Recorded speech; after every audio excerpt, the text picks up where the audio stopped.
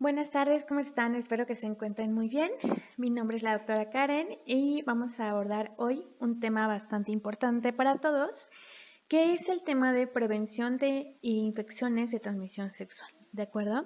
Primero vamos a ver un poquito de qué se trata esto, posteriormente cuáles son las principales agentes causantes de estas infecciones y sobre todo me interesa que conozcamos estas infecciones con el fin de que podamos reconocerlas y prevenirlas, ¿de acuerdo? Prevenirlas ya sea de modo de que no nos contagiemos o tratarlas en sus primeros estadios o manifestaciones, ya que de esta manera es cuando se presenta menor riesgo de complicaciones y menor riesgo de afectaciones sistémicas, ¿no? Que básicamente ya serían las manifestaciones más graves de las enfermedades.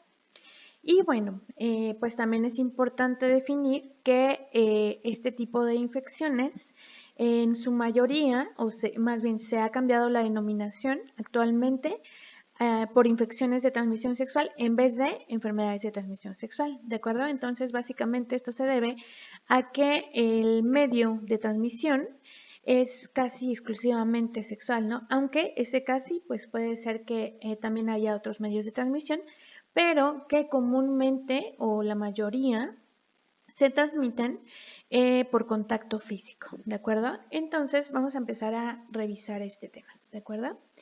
Bien, antes de ver las vías de transmisión, me interesa que quede muy claro la definición. Entonces dijimos que algunas bibliografías todavía lo llegan a reportar como enfermedades, si bien la denominación correcta va a ser infecciones de transmisión sexual, que se abrevia ITS, ¿de acuerdo?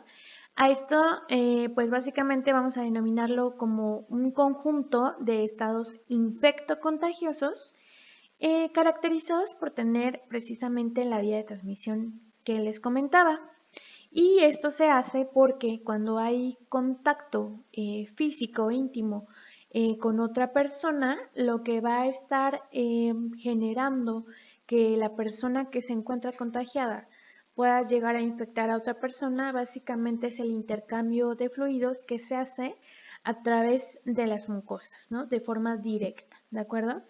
En este sentido, tenemos que básicamente el hecho de que una persona se enferme o no depende tanto del contacto como del sistema inmunológico propio de esa persona. Es decir, no es lo mismo una persona que se encuentra en su índice de masa corporal normal, que no presenta enfermedades, a otra persona que además de tener conductas de riesgo, también presenta una enfermedad relacionada con el sistema inmune, ¿no? Muy común en aquellos desnutridos, en aquellas personas que cuentan con alguna inmunodeficiencia, como los que tienen VIH, ¿de acuerdo? Entonces, digámoslo así, que esa persona va a estar más vulnerable ante los agentes infecciosos, ¿no? Es decir, que un mismo agente puede causar en una persona una enfermedad y en otra persona no causar más, ¿no? Que su sistema inmune está apto, lo autolimita a la infección y entonces no cursa con las mismas manifestaciones que la persona que sí está más vulnerable, ¿no? Entonces, bueno, depende mucho de eso, pero básicamente lo que tienen en común todas estas infecciones es que su modo de transmitirse precisamente va a ser por medio del contacto íntimo y del contacto sexual, ¿de acuerdo? Si bien sí existen otros modos de transmitir esas infecciones, pero son menos comunes o hay menor incidencia en esos casos, ¿no? Y ahorita les voy a explicar algunos ejemplos de pues cuáles otras vías de transmisión tienen estos agentes, ¿de acuerdo? Entonces, una vez entendido lo que se refiere como tal a una infección, también tenemos que comentar que, por ejemplo, en esta imagen que estamos viendo aquí, vemos que la afectación pues no solamente se da en los tejidos, o sí quizás con mayor predisposición en los tejidos que se tuvieron contacto durante la relación sexual, ¿no? Pero que también puede haber afectaciones sistémicas, como se los había comentado. Esto va a depender del sistema inmune de cada persona, ¿de acuerdo?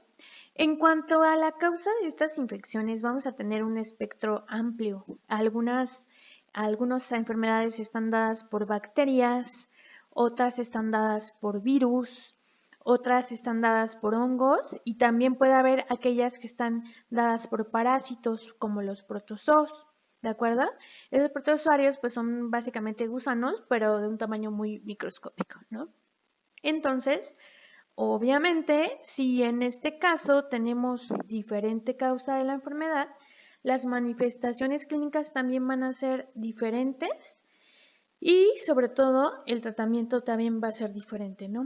Pero tenemos, por ejemplo, un espectro muy amplio y muy variable de infecciones que a lo mejor con mayor facilidad se van a autolimitar y no van a causar tantas secuelas, por decirlo así, ¿no? Un ejemplo es el hongo, en este caso la candidiasis, ocasionada por un hongo que se conoce como cándida. Bueno, ese hongo generalmente se encuentra en cantidades escasas o moderadas dentro de la flora vaginal de la mujer.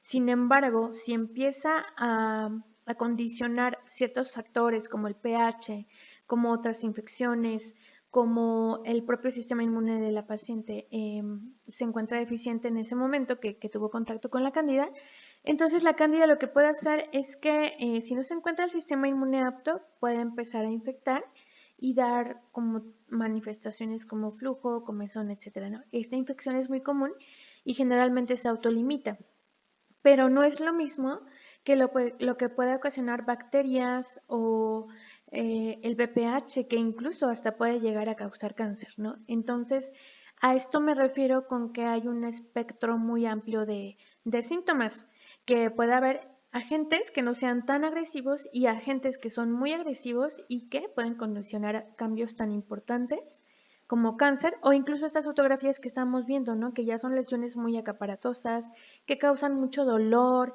que causan que la persona no pueda tener en ese momento calidad de vida, ¿no? Entonces, esas son las diferencias que vamos a reconocer el día de hoy.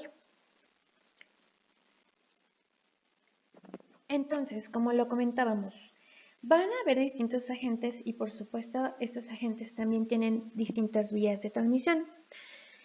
Aunque lo más común es que sean por la transmisión sexual y el contacto directo, ya sea coital, anal u oral, sobre todo cuando se tiene una actividad sexual de riesgo, ¿no? Es decir, sin protección, con más de una pareja o incluso con una sola pareja pero que esté infectada, ¿no? Entonces, esto es una situación bastante complicada. ¿Por qué? Porque en ocasiones, o más bien la mayor parte de las ocasiones, cuando la infección todavía se está instaurando, que a esto generalmente le conocemos como un periodo de incubación que varía de un agente a otro, ¿no? Un ejemplo, hay bacterias, virus que tienen periodos de incubación cortos, pero también hay otros que tienen incubación de hasta semanas o meses. Luego entonces puede ser que tengas el contagio o el contacto mucho antes de que se empiecen a presentar las principales manifestaciones. Y de ahí la importancia de la prevención. Si tú en tus relaciones sexuales estás utilizando un método de barrera, un método como el condón, generalmente este sí te va a proteger incluso en esos estadios, ¿no? Sin en cambio, pues si no lo utilizamos, obviamente tenemos más posibilidades de adquirir la infección por el simple hecho de que no hay ningún agente, propiamente ningún material que nos esté protegiendo del contacto con esos fluidos y que la otra persona ya tiene la infección y nosotros no lo sabemos. ¿Por qué? Porque esa infección apenas estaba instaurando o incubando, ¿sale? Entonces es muy importante conocer esto porque es bastante complicado a la hora de que no reconocemos una infección en la otra persona o incluso en nosotros mismos, ¿no? Y seguimos teniendo relaciones y todo esto. Entonces, este punto es muy importante, tener la prevención de siempre utilizar el condón, pues siempre que se vaya a tener una relación sexual, idealmente, ¿sale? Por esta misma parte, de que no va a ser posible reconocer siempre las manifestaciones. Entonces, ¿por qué les decía que basta con una pareja infectada? Porque en muchas ocasiones nos llegan a preguntarnos, sobre todo los pacientes, y este es un tema muy delicado, ¿sabes? Porque eh, generalmente te llegan a preguntar que cómo es que están contagiados de esa infección y en ese sentido, pues ya sabemos que lo más común es por un contacto con una persona infectada, ¿no? Y entonces este es un tema delicado cuando solamente se tiene una pareja, ¿no? Porque es el típico amigo, date cuenta, que pues que no son dos, ¿no? O sea, tuvo que haber tenido contacto la persona con otra persona infectada, ¿no? Entonces es bastante delicado porque no es como que podamos asegurarlo, ¿no? O decirle directamente, sabes que tu pareja tuvo contacto con alguien más, pero sí es como que muy probable que eso haya sucedido. ¿Sí me explico? O sea, ¿fue eso o se inyectó con algo contaminado? Entonces, sí me explico, o sea, como que por pura estadística es como que no, pues sí, sí, tu pareja te contagió, entonces si tú no estás contagiado o no estabas contagiado, pues tú va a haber que tenido contacto con otra persona, ¿no? Entonces, híjole, es bastante serio. Obviamente se tendría que individualizar ese paciente y manejar siempre pues la información muy sutilmente de una forma en que puedas explicar las posibilidades, ¿no? Y pues ya depende mucho de la persona si se quiere protocolizar la pareja, hacerse estudios y demás, pero pues básicamente esto, es muy delicado y pues sí, generalmente tener solo una pareja no es una garantía de que no te vas a contagiar, ¿vale? Entonces, tenemos también otros tipos de transmisión, ¿no? Por ejemplo, está aquella madre contagiada que se embaraza y entonces la infección va a ser transmitida por una vía transplacentaria o durante cuando nazca el bebé, ¿no? Por vía vaginal. Entonces, esa transmisión puede ser perinatal o puede ser en el momento de parto, dependiendo sobre todo de qué agente es el del que estemos hablando, ¿no? Como les decía, pues hay agentes muy agresivos y muy infecciosos y hay otros que pues aparentemente no tiene tanto este grado de transmisión, ¿sale? Y también les decía que esta es la otra posibilidad, ¿no? Que la transmisión sea meramente sanguínea y obviamente esta es la menor posible. Y sobre todo, pues aquí hay muchas preguntas relacionadas, por ejemplo, en la transmisión por sangre. Hay preguntas relacionadas con las personas que se dedican, por ejemplo, al sector salud y que te llegan a preguntar, no, es que pues yo me pude haber contagiado por picarme con una aguja que estaba contaminada con sangre de un paciente. Repito, por estadística es muy poca la probabilidad, porque también esto tiene que ver con el inocuo del contacto, con la carga que estás teniendo contacto, ¿no? No es lo mismo de que, ay, me piqué con una agujita que estaba como que había tenido contacto con el paciente que tiene infección por VIH, a que tuve relaciones 10 veces con una persona y no me protegí. ¿Sí me explico? O sea, en esto hablo del amplio espectro de posibilidades, que realmente, por ejemplo, para VIH es muy poco común que tú te infectes por una aguja, aunque siempre hay la posibilidad, pero es muy poco común a que realmente haya sido porque tuviste relaciones sin protección, ¿no? Es mucho más probable la segunda. Entonces, pues esto también tiene que estudiarse en el momento de que la persona va a su consulta, ¿de acuerdo? Muy bien, entonces, transmisión sanguínea, también hay otros exclusivamente casi de transmisión sanguínea, como el virus de la hepatitis C, ¿no? Entonces ahí sí es como que muy típico, digámoslo así, que una persona haya sido infectada porque se picó con una aguja contaminada, ¿no? Pero no generalizamos hacia todos los agentes. Es muy específico en cuáles es más común por transmisión sexual. Es igual diferente cuáles se van a transmitir por de la mami hacia el bebé, ¿no? Como el VIH o también hasta el papiloma también se puede transmitir. Y cuáles se van a infectar por transmisión sanguínea, ¿no? Que serían de más a menos, sería más común menos y bueno, entre y pueden estar equilibrados, ¿no? Pero son los menos comunes. Y también dijimos que es importante hablar de las causas de las infecciones, ¿no? Puede ser desde una bacteria hasta un gusano pequeñito, que son los protozoos, pero ¿por qué es importante esta diferencia? Obviamente que dependiendo de la causa va a ser el tratamiento, ¿no? A la hora de que seamos, a la hora que nos vayamos a revisar y que nos digan, pues tienes una bacteria, pues te van a mandar tu medicamento y todo, pero no es lo mismo que te digan que tienes VIH, ¿no? Que es mucho más, hay muchas más implicaciones. Entonces, básicamente, acercarte con una persona a la salud en cuanto tú empieces con manifestaciones y sabes que tuviste una conducta de riesgo, pues va a ser lo ideal para que tú puedas tener un diagnóstico oportuno y, por supuesto, un mejor pronóstico, ¿no? Es súper importante. Más adelante vamos a hablar de esas medidas, pero básicamente es esto. Hay diferentes causas y esas causas dan diferentes manifestaciones y obviamente son otros tipos de tratamiento, ¿no? Entonces también es importante reconocer que hay muchas causas de las infecciones de transmisión sexual. Luego entonces vamos a ver algunos ejemplos que son como los más comunes en cuanto a los tipos de agente, ¿de acuerdo? No son todos, aquí vamos a abarcar hoy los más importantes, ¿de acuerdo? Entonces, digamos que de más graves, ¿no? Virales, puede ser como el condiloma o las lesiones tipo verrugas genitales, que básicamente las va a dar el virus del papiloma, ¿no? De hecho, de ahí viene su nombre.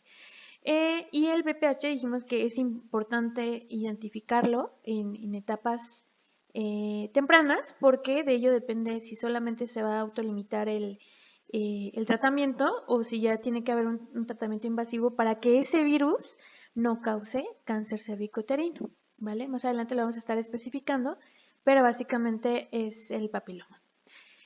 Y también vamos a encontrar otros como la hepatitis C y B. Esto les decía, también se puede transmitir tanto por vía sexual como por contacto con sangre, ¿no? Las agujas. El herpes, que también es muy común, ¿no? Herpes zóster, es herpes genital. Y este es diferente porque da mucho ardor, mucho dolor y lesiones que tú puedes ver ver, tocar, sentir y sobre todo que duelen muchísimo, ¿no? Entonces, es muy diferente a los signos y síntomas que dan los otros dos.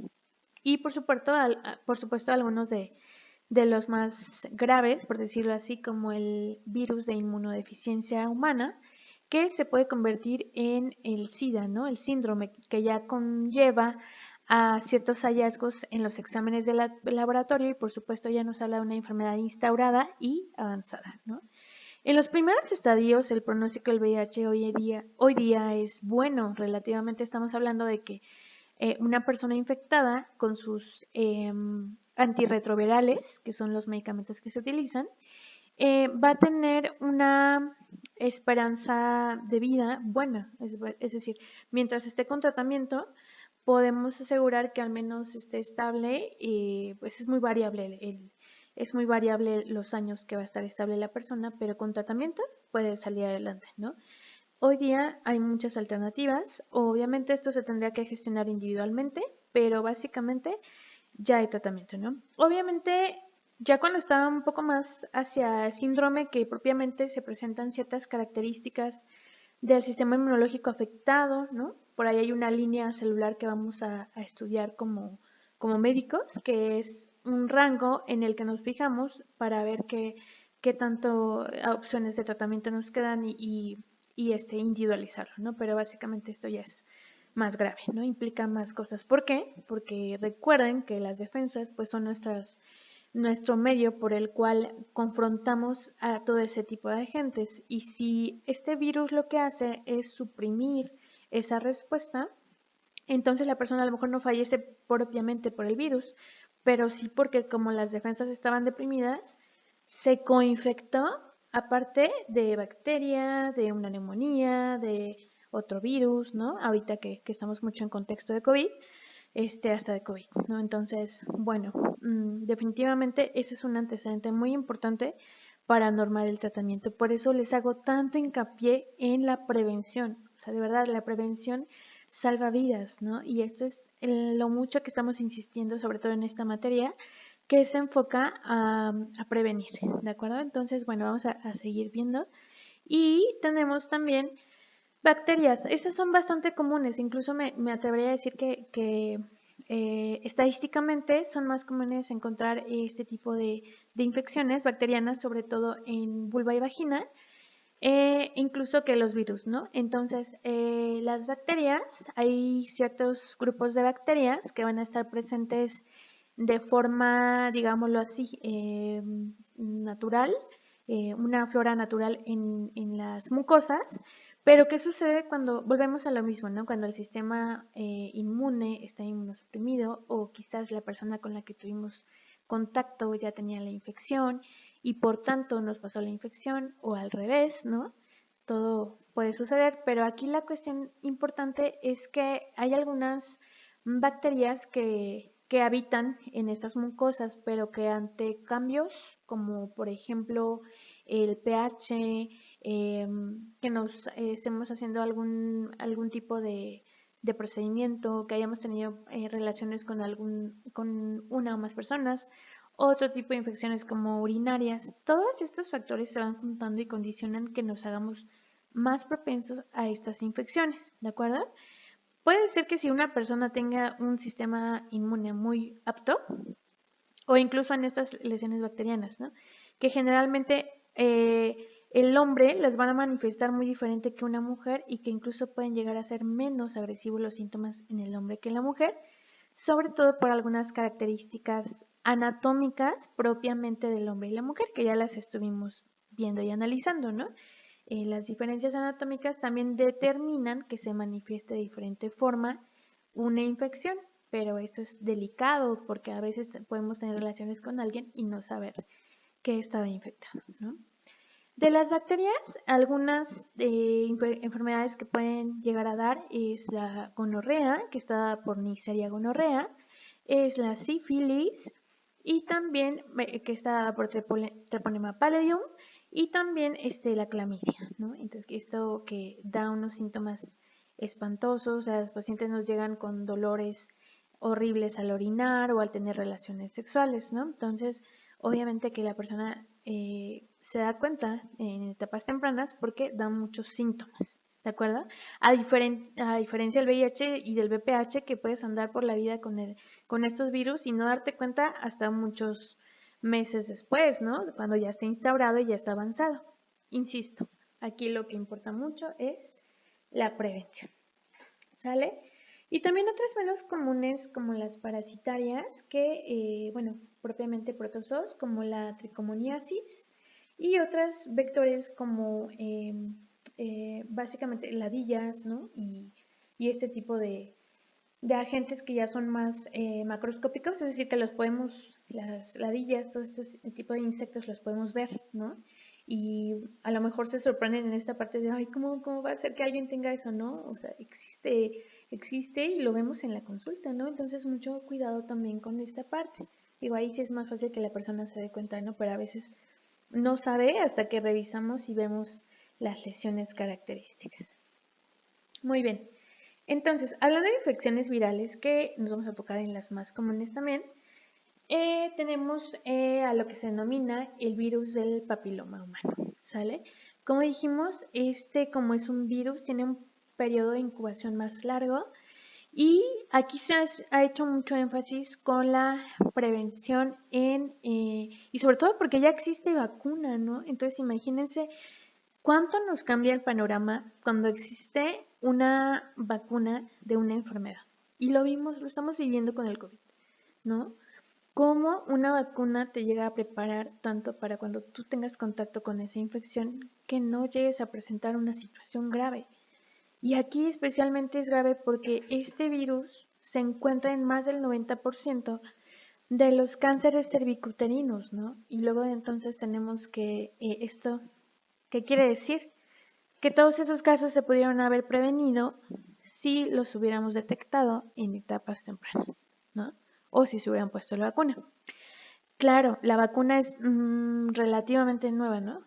Es decir, no tiene tantos años, ¿no? Pero los protocolos actualmente para la vacunación del VPH están activos, ¿no? Y se hacen en niñas.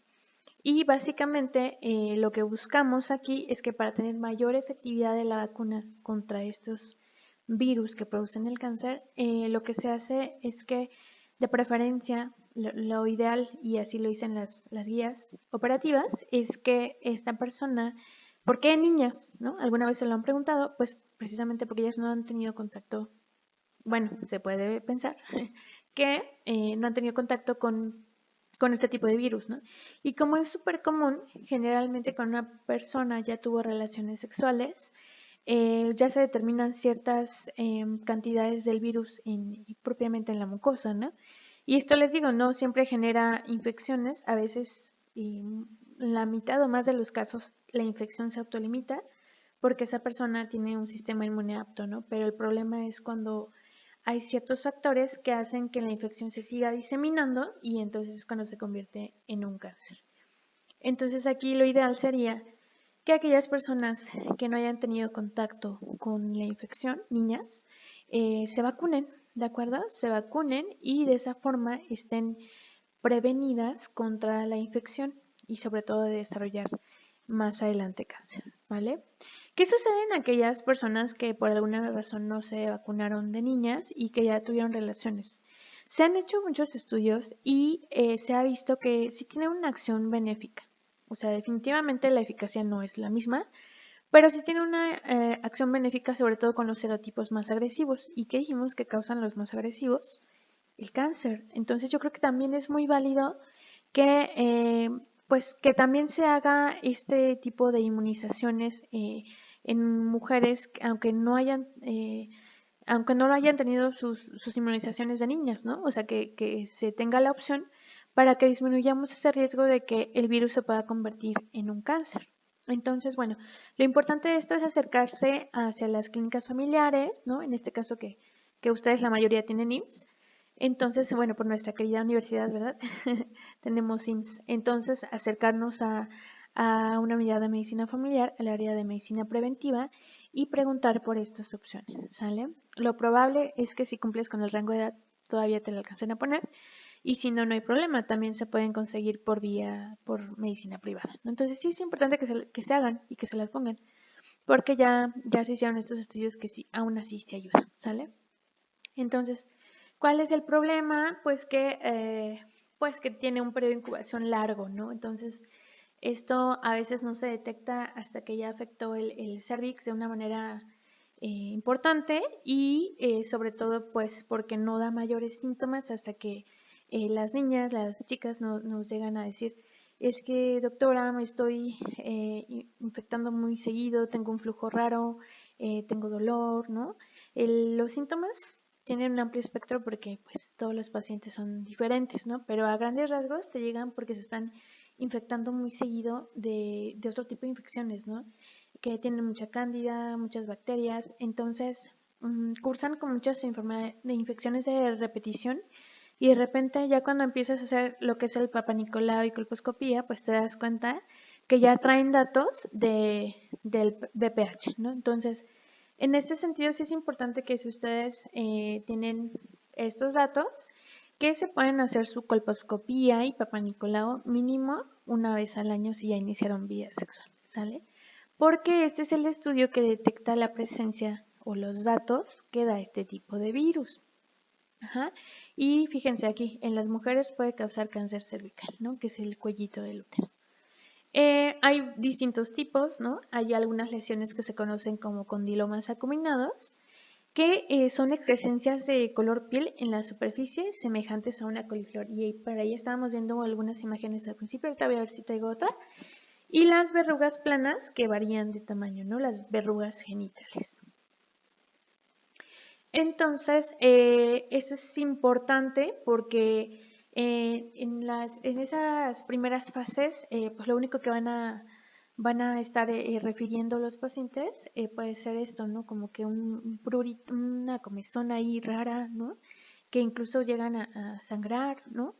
Irritación de los labios vaginales, que es como tal la vulvovaginitis, y en la zona infectada, ¿no? Esto ya sería en que esté avanzado, ¿eh? En los primeros meses te digo que no da nada.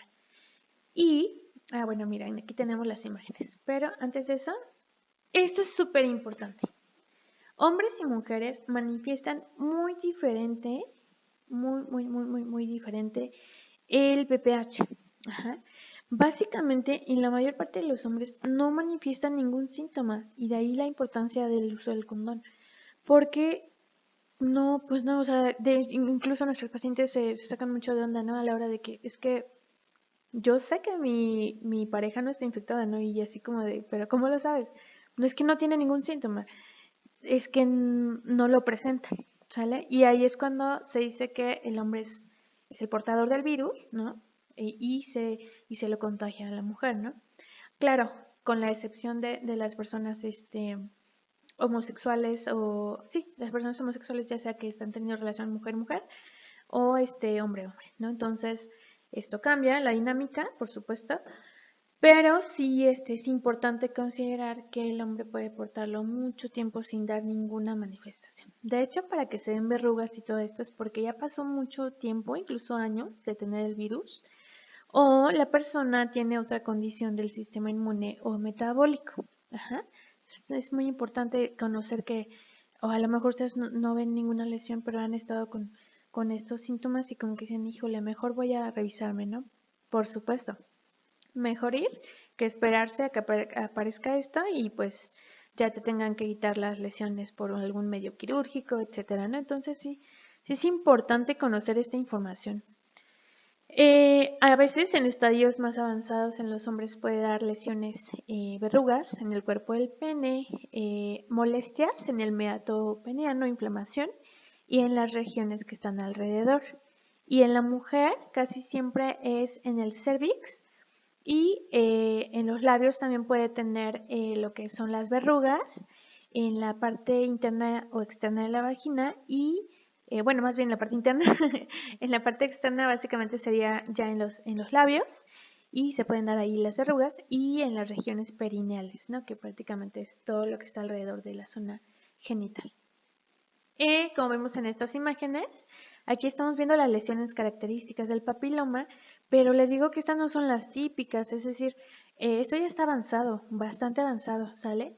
Y recordemos también que no solamente es el genital el que se va a afectar, va a ser todas las zonas que hayan tenido contacto con ese virus, ¿no?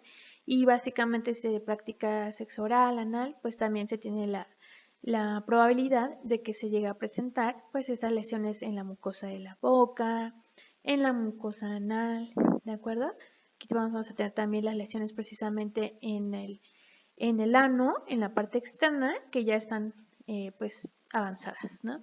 Y esta está súper avanzada, o sea, la verdad es que van a decir, no, pero es que ¿cómo se van a esperar a que tengan eso? Créanme que sí.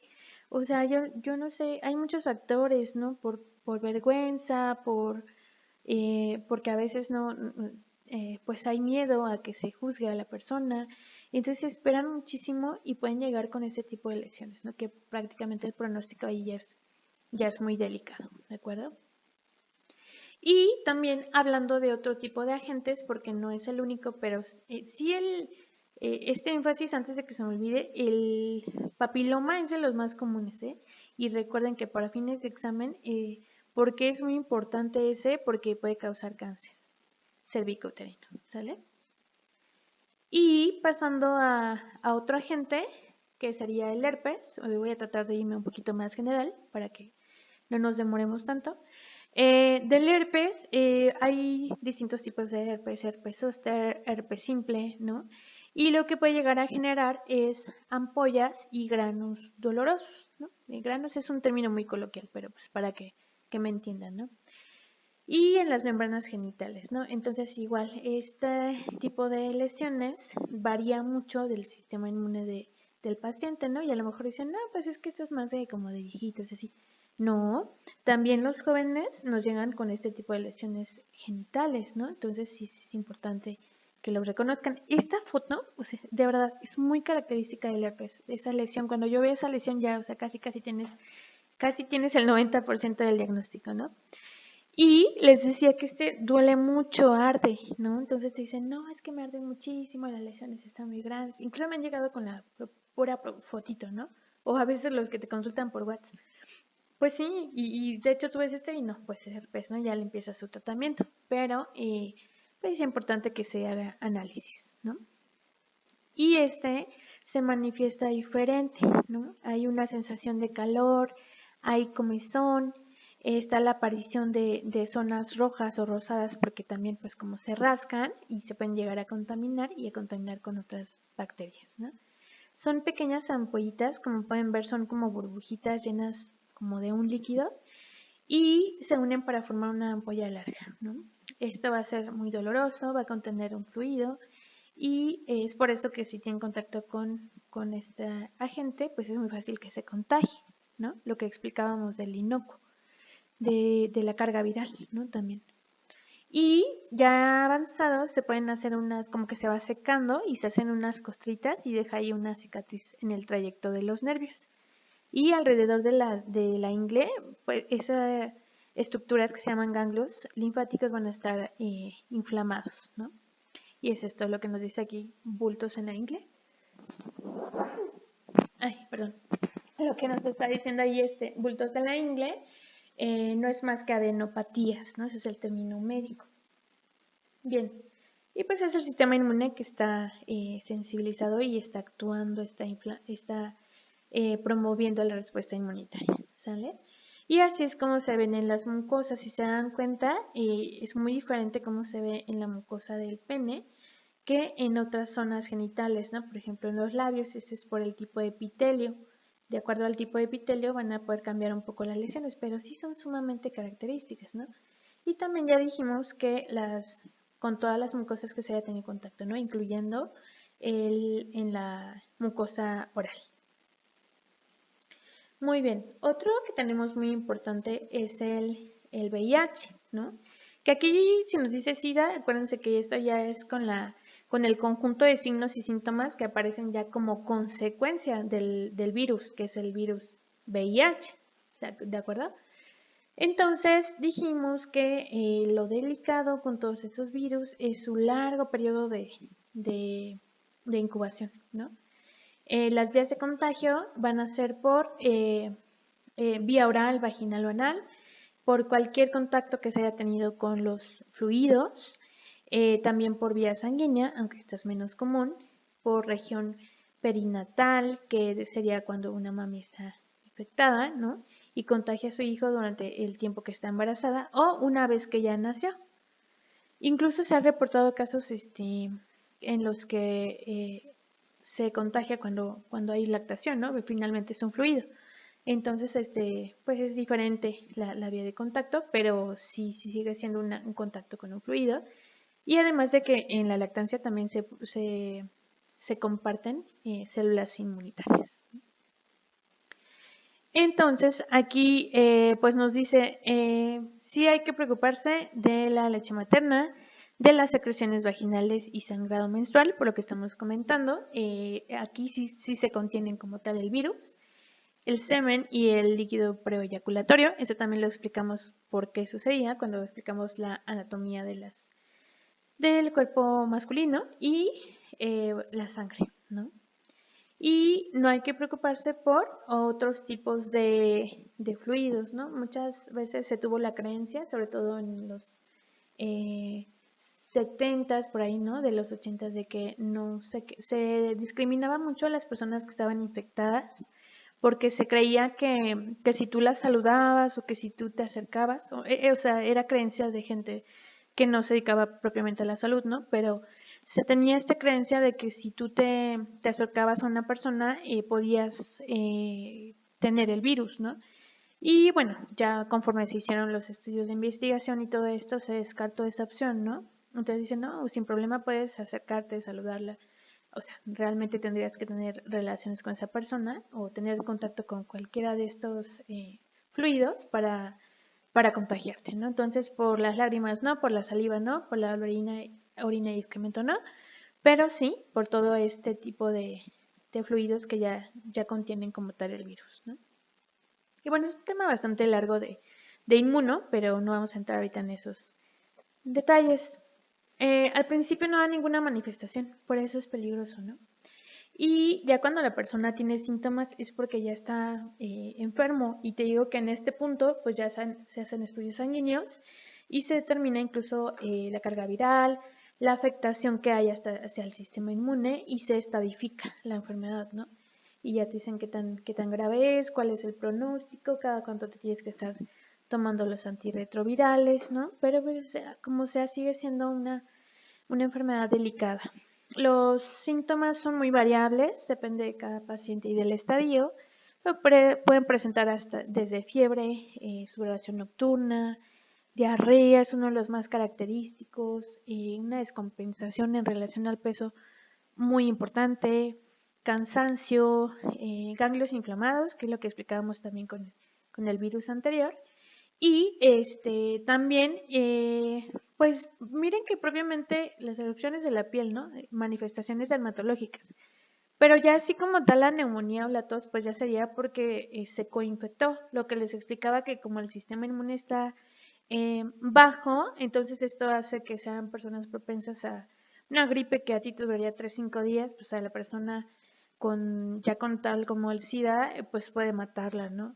De tan deprimido que está el sistema. Entonces, pues bueno, esto también es importante. Y la única forma de saber si se tiene el SIDA es a través de un estudio de análisis sanguíneo que se conoce como ELISA, en donde se analiza precisamente la información del ADN de la sangre y ahí se determina si está la persona o no contagiada, ¿no? Idealmente, más bien, esto sí tendrías que esperarte, es decir, si tú te haces esa prueba al siguiente día que tuviste el contacto, pues no, o sea, no te va a dar un resultado valorable. Siempre hay que tomar en cuenta el periodo de incubación y más o menos a partir de eso esperar un par de semanas, hacerte la prueba y lo aconsejable es que si tú reconoces que tuviste una infección de alto riesgo, ya sea por vía anal, con personas que tienen relaciones sexuales con muchas personas, ¿no? Con sexoservidores o sexoservidoras. Es decir, ese es un alto riesgo, ¿no? Ahorita lo digo de forma general, no lo digo de forma que sea una característica propiamente de las personas que se dedican a esto, simplemente que hay mayor predisposición, ¿no? Por el contacto que se tiene, y ya lo explicamos anteriormente. Entonces, sigue siendo una conducta de riesgo, ¿de acuerdo? Ahora, en este punto, lo ideal sería que te practicaras la prueba en un par de semanas después del contagio y después te vuelvas a tomar una prueba unos 6 a 8 meses después para confirmar que efectivamente es negativa, ¿no? En el caso que quieras descartarlo. Entonces, pues básicamente es esto, ¿no? En cuanto a la hepatitis B y C, tenemos que, si bien es menos común, pues también se va a dar a partir de 2 virus, que son el virus B y C, serotipos, y se contagia por sangre o fluidos corporales. Por eso es común que a veces las personas que comparten jeringas, sobre todo cuando consumen algún tipo de droga como la heroína, también terminen adquiriendo estas infecciones. La exposición puede ocurrir después de un pinchazo con una aguja, punzocortantes, y si hay contacto con sangre u otro fluido, también se puede llegar a contagiar, ¿no? Entonces, esto siempre lo hemos estado recalcando mucho, que hay varios tipos de contagio, ¿no? Entonces, pues básicamente aquí tenemos todos los contagios o a partir de qué se puede dar, ¿no? Jeringas compartidas, aguas y alimentos que hayan estado en contacto con la persona o en mal estado. Esto es más propio de otro tipo de hepatitis, como por ejemplo la hepatitis A y E. Ajá. Y de la B y C, pues lo más común es que sea esto, las transfusiones sanguíneas, que la verdad es que ya es rarísimo, porque incluso cuando tú vas a donar sangre, te hacen todo un interrogatorio e incluso cuando te sacan sangre, esa sangre se manda a descartar que no esté contaminada con ninguno de este tipo de virus, ¿no? Entonces, pues de esa forma se asegura de que no le vayas a contagiar a otra persona que le vayas a transfundir sangre.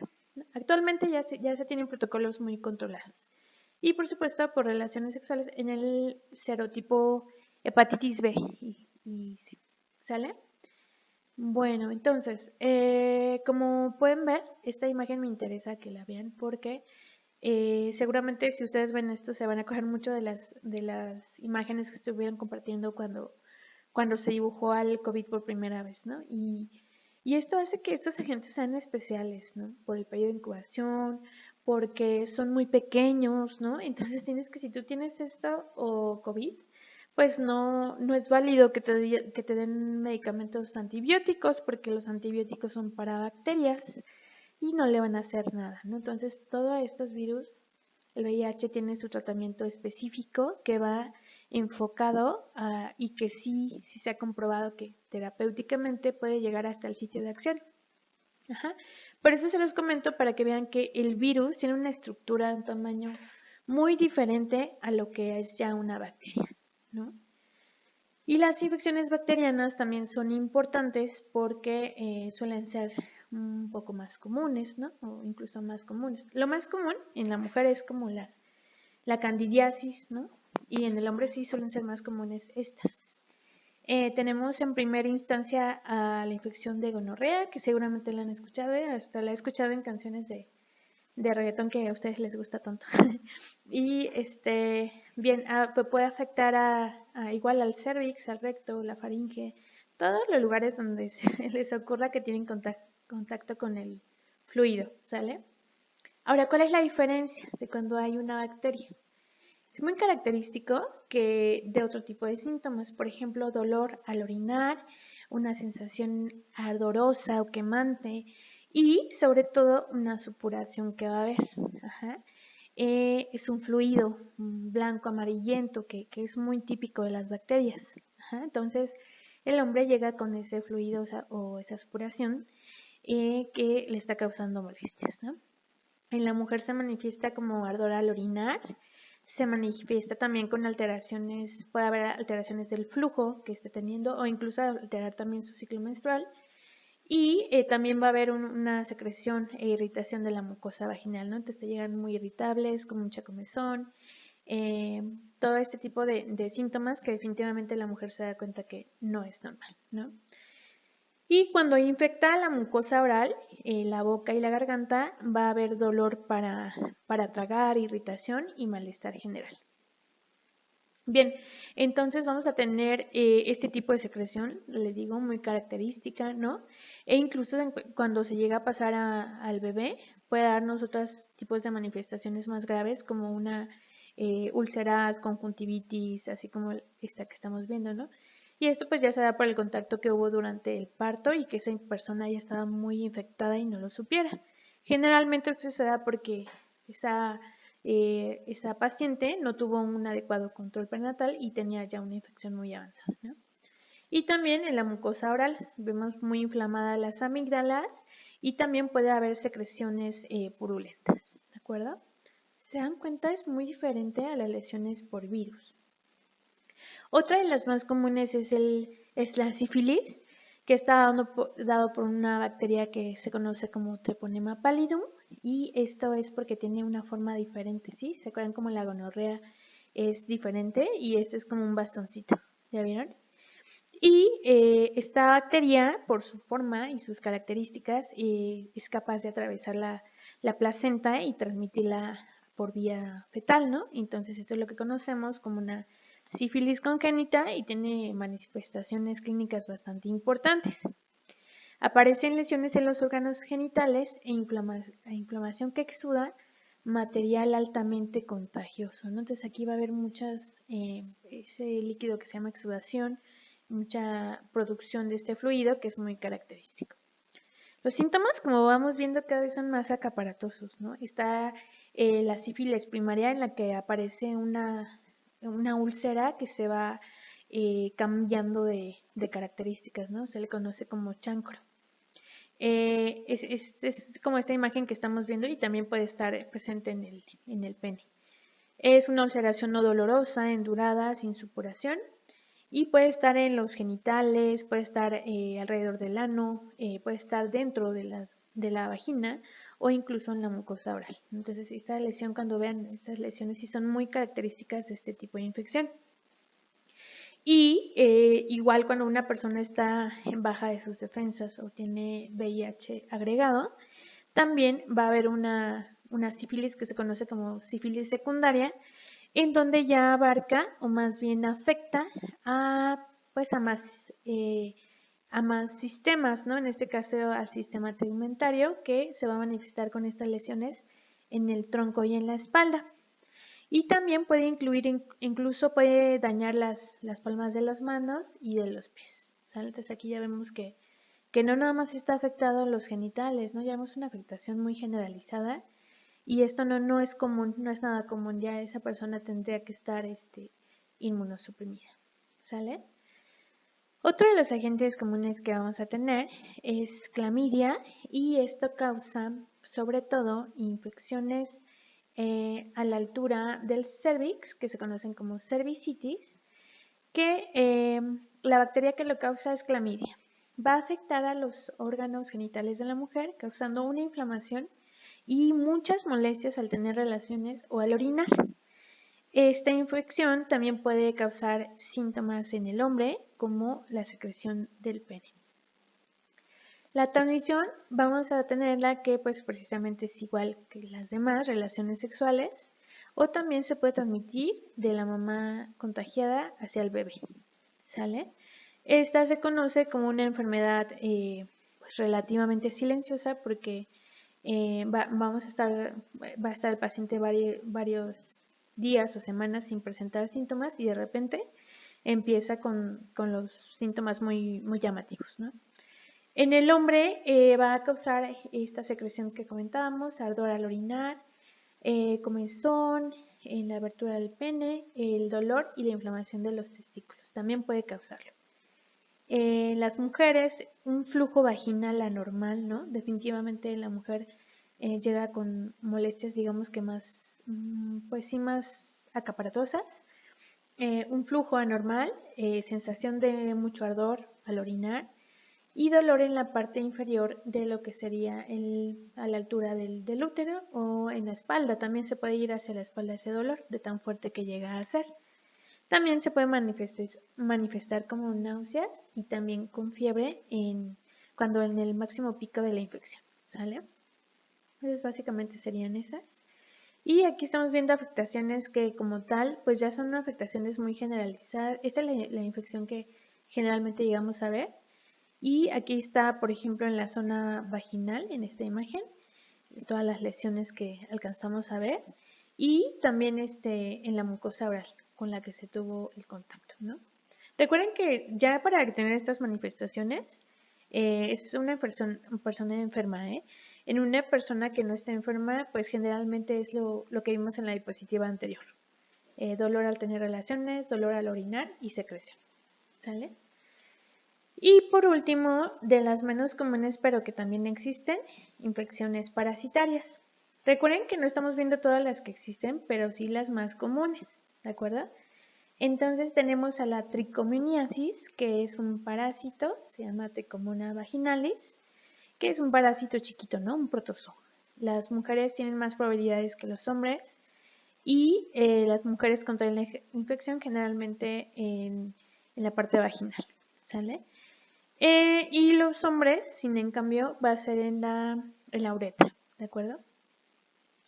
Ahora, los síntomas, aquí sí va a ser ya un poquito más especial que a lo mejor, o revisemos bien en ese caso que te esté ocurriendo esto, revisemos bien porque sí, como se pueden dar cuenta, hay síntomas que se presentan en dos tipos, por ejemplo, de infecciones, ¿no? Hay, por ejemplo, el flujo o el ardor urinario, ¿no?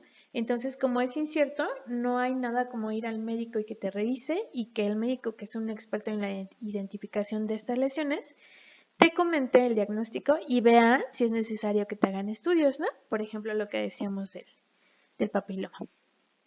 Bueno, entonces, ¿por qué les digo esto? Pues porque va a ser unos síntomas comunes, ¿no? Con otras infecciones, irritación, sensación de ardor, secreción, ¿no? A lo mejor ahí lo que nos ayudaría un poquito es que las secreciones sí cambian un poco, ya sea en la coloración, en la consistencia o incluso en el olor. Por ejemplo, de este tipo de infección se dice que el flujo vaginal de la mujer es muy anormal, o sea, es muy fétido, un olor muy fuerte y que tú cuando estás revisando te vas a dar cuenta, o incluso tú si lo llegas a padecer, te das cuenta que ese olor no es normal, ¿sale? Molestias al orinar o al tener relaciones sexuales, irritación o picación alrededor de los genitales. Entonces aquí estamos viendo cómo es un flujo muy espumoso en la vagina, ¿no? Que se puede observar, incluso la propia paciente que lo esté presentando lo puede llegar a observar y vemos cómo es, pues sí, más consistente, sobre todo estas características que tiene de la espumita, y es más grisáceo que, por ejemplo, en la bacteriana es más espeso, ¿no? Y aquí es más grisáceo y más líquido, ¿no? Entonces, bueno, aquí también estamos viendo que da una cervicitis que se ve muy roja, ¿no? Esto en algunos hallazgos es conocido como un cervix en fresa, por este puntilleo que da rojito y que pareciera que estamos viendo una fresa por la parte de arriba. Este es el cervix. Y en el hombre, pues nos puede dar este tipo de uretritis, que es la inflamación alrededor del meato urinario. Vemos cómo está totalmente rojo, eritematoso, y también en las mucosas orales, ¿de acuerdo? Y bueno, estamos viendo un esquemita de propiamente del protozo, cómo está entrando en contacto con la mucosa de la vagina. Ay, miren, esta imagen está bien bonita. Y vemos cómo empieza a dar este puntilleo, ¿ya vieron? Sí, parece una fresa, ¿no? Por arriba. Bueno, y pues también, esto, me acuerdo que alguien lo comentó en la clase pasada, ¿no? Que también los piojos, ¿no? En púbicos. Y recordemos que este tipo de agente, pues está muy ligado a lo que son el cuero cabelludo y todo esto. Por eso se dice que propiamente son del pubis. Esto me gustó cómo lo describe. Son criaturas pequeñas, de 6 extremidades que infectan el área vellosa de la región púbica y ponen ahí sus huevecillos, ¿no? Entonces estos también se pueden diseminar hacia otros lados, por ejemplo en el vello axilar o hasta en las cejas, ¿no? Es diferente a la gente que causa los piojos, por ejemplo, comunes o capilares, pero sí estaría muy relacionado con que la persona no cuenta con la higiene adecuada a la hora pues, de su baño, de su aseo, ¿no? Entonces esto no es tan común, pero sí es visto durante la consulta, ¿no? Bien, entonces estos huevos pues prácticamente se pueden incubar. La situación es que pues podría ser que en una etapa no se vean porque son apenas los huevos que llegan a ser muy pequeñitos y que pues al menos de que tú los veas y los reconozcas no vas a poder saber que esa persona tiene esto, ¿no? La característica es que hay mucha comezón, una picazón del área cubierta de vello púbico y que sobre todo empeora en la noche porque es cuando estos insectos se dan cuenta que pues, como no hay ausencia de luz, salen y empiezan como a alimentarse, ¿no? Entonces da muchísima comezón por la noche. Las reacciones cutáneas pueden ser de azul grisáceo, más bien aquí como lo estamos viendo en la imagen, y puede dar ulceraciones, ¿no? Debido a que se empiezan a rascar y cuando se rascan una lesión, pues se pueden contaminar con otras bacterias que están ahí en la piel, ¿no? Entonces, aunque es menos común, pues también es importante saber que existe, ¿no? Y el tratamiento es diferente. Entonces, pues, igual ya lo habíamos comentado en la clase anterior, creo que a pesar de que se ha hecho mucho énfasis en la información, en la prevención, muchas veces no tenemos conciencia o en el momento en que estamos en una relación por el hecho de las emociones que hay involucradas, ¿no? Ignoramos todo esto, la verdad es que es una realidad, ¿no? Entonces, aquí la idea es, pues en primera instancia, empezarse a familiarizar con estos términos, estudiar, leer, informarse en fuentes confiables para que empecemos a conocernos y a conocer los riesgos y sobre todo las recomendaciones en cuanto a una sexualidad responsable, ¿de acuerdo? Entonces, bueno, vamos a seguir en contacto, pero el día de hoy los dejo porque ya ocupamos nuestro tiempo.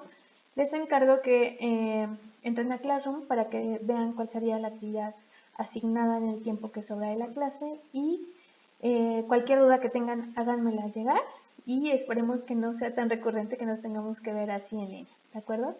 Muchas gracias, espero que haya quedado entendido al menos las generalidades y si tienen dudas acerca de algún otro tema, quedo pendiente con ustedes. Buenas noches.